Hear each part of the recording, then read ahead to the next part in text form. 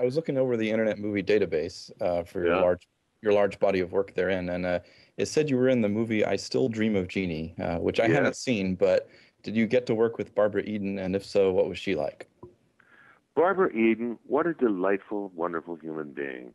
What a lovely woman. She was so sweet and so keen and so energetic and into doing what we did, and we had we had a ball on that movie. I mean, it's one of those movies. It's neither here nor there. It's not a great movie. It's not a bad movie. It's just I liked it. a TV movie, and it's really fun. And they had the original guy who played Larry Hagman's friend. What was his name? Bill Daly. Huh?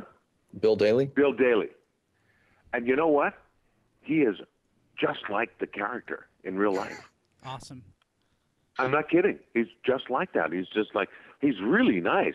And Al Waxman, God rest him, he played the general in it, and I had a lot of friends in that movie, and we had a lot of fun. All the Jeannie stuff, it was quite good. I remember watching that and I enjoyed it thoroughly. So I can remember fondly watching that movie. I taped it, watched it 2 or 3 times actually. I was a big fan of I Dream of Jeannie myself growing up. She's such a delightful lady. She was so nice to hang with. I remember sitting in a car doing a scene. I don't know if you remember the scene where all the tires go flat in the car, and it goes beep, beep, beep, beep. We're trying to chase the bad guys, but she blinks us.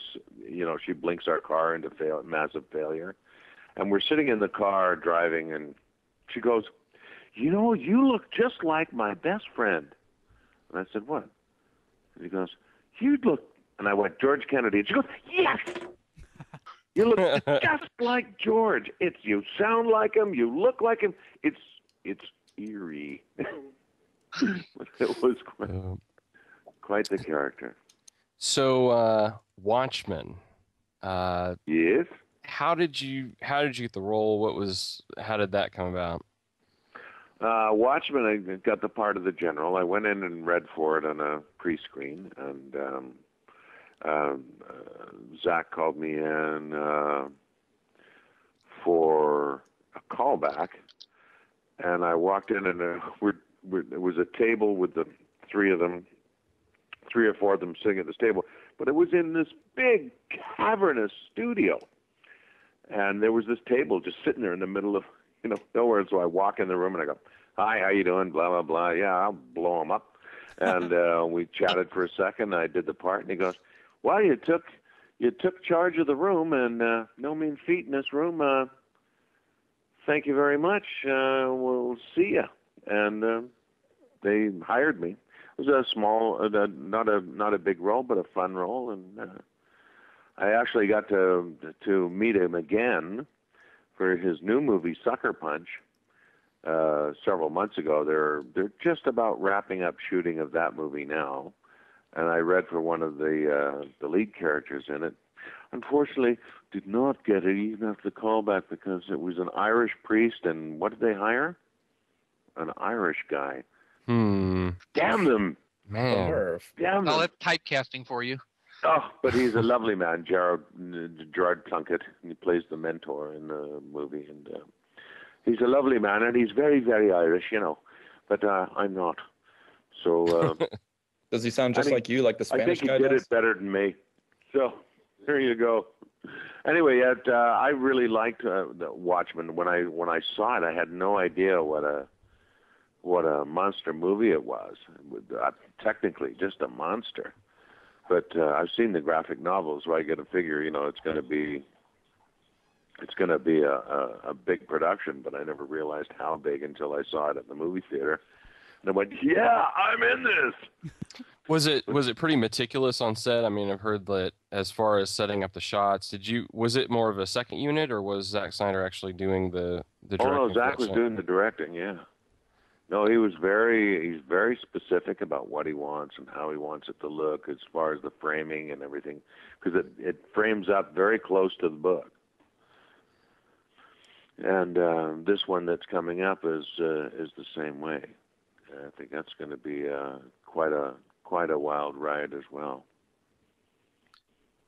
Okay, so you've been around fandoms in your career, going to conventions and such, and we know fandoms are made of all kinds of people. So I was wondering, what is your strangest fan experience? My strangest fan experience. Well, I have two, actually. I have one guy who came up to me wearing a long black leather overcoat with long hair and bad skin and a samurai sword and another short sword. And he came up and he goes, "Mr. Chalk, I'm going to be your bodyguard for the entire convention." I went, "No, it's okay. I don't really need one." "Nope, I'm going to be here." And he assigned himself as my bodyguard for a couple of days. That was pretty strange. The other one, I was sitting in the bar, and there was these two young fellas sitting at the bar. And they said, "Hey, Mr. Chalk." There's another Mr. Chalk. "Hey, Mr. Chalk, how y'all doing?" And I said, "I'm doing good. I'm just taking a little respite from the crowds, and I'm just going to sit here and have a nice quiet drink and relax for a bit." And he says, "How the heck can you stand it being around all these losers?" And I said, "Yeah." And I said, "What are you talking about? They're not losers. They're lovely people." "Oh, come on, man." And I said, "Well, you're here. You're one of them." "Hey, man, I'm no loser." And I said, "What do you mean?" He says, "I'll tell you what, I had sex last night." And I said, "Really?" And he goes, "Yeah, with a real woman." And I went, "Well, that's pretty exciting." And he goes, "Yeah, see that?" And he pulls back his collar, and he's got a hickey on his neck. And I went, "Yeah, you're in the right place, buddy." Says, "So what do you usually have sex with?" So I thought, well, darn it all. But that was pretty funny, pretty strange. But I've met some absolutely wonderful people who I stay in contact with to this day. I'm still in contact with them all the time. And to my mind, fans aren't weird. Fans are fans. And when you go to a an anime thing, you go to a BotCon or a GateCon or whatever they are. I mean, there are people who are obsessed. I don't think it's obsessed so much. I think it's they just love what these people do, and they love what the show's about and what it extols. I mean, they come from all different backgrounds and different disciplines. They have different jobs, and professional people and creative people. They do all these things. Their one common bond is their love of whatever, a show or a cartoon series or an art form or whatever it is. And if they want to play dress up for the weekend and hang out with people who feel the same way, why not?